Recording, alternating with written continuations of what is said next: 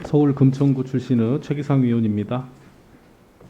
이번 국정감사를 준비하면서 보니 우리 법원은 그 정치의 사법화에 이은 일상의 사법화 현상 등으로 인하여 정치적, 사회적 영향력은 계속 증가하고 있습니다.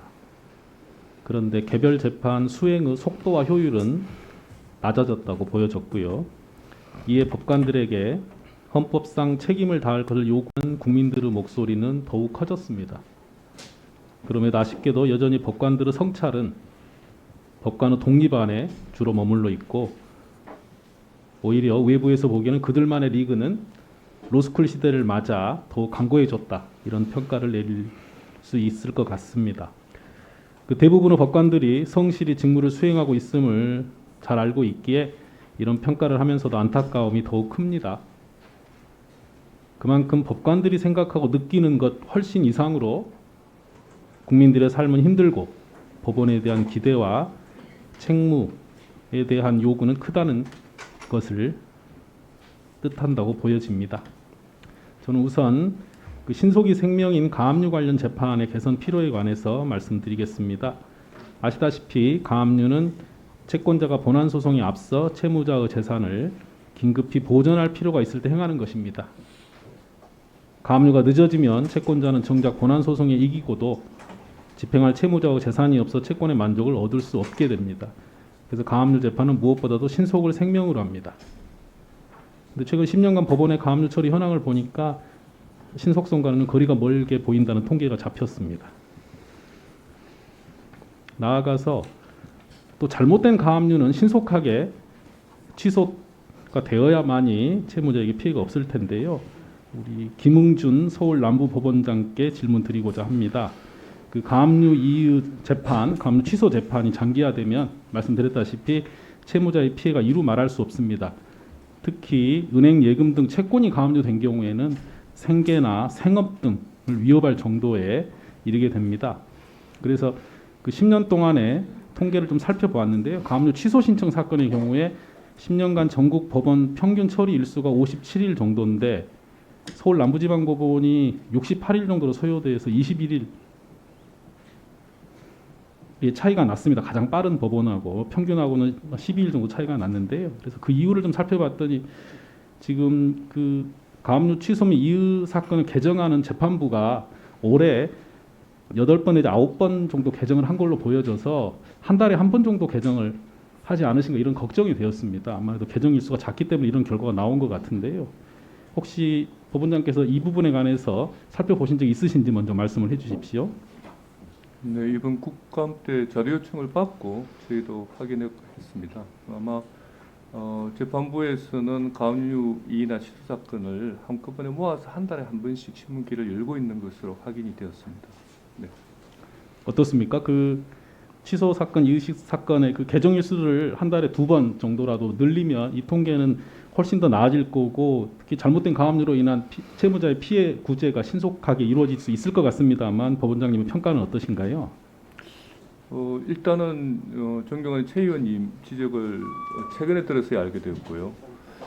그리고 기일의 지정은 그 재판장의 고유 권한이다 보니 법원장이 관여한다는 한계는 있습니다만은, 그러니까 법원으로 돌아가게 되면은 담당하시는 판사님들하고 한번 기회를 모아볼 그런 생각이 있습니다.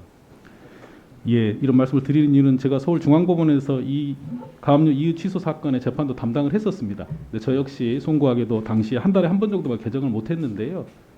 근데 당시에 물적 설비의 문제도 있었던 건 사실입니다. 법정 문제도 있었고 그 재판을 관여하는 직원들의 참여할 수 있는 제한도 있었습니다만, 돌이켜 보면 그래도 한 달에 2번 개정을 해야겠다라고 법관이 마음 먹으면 할 수 있었던 것 같습니다.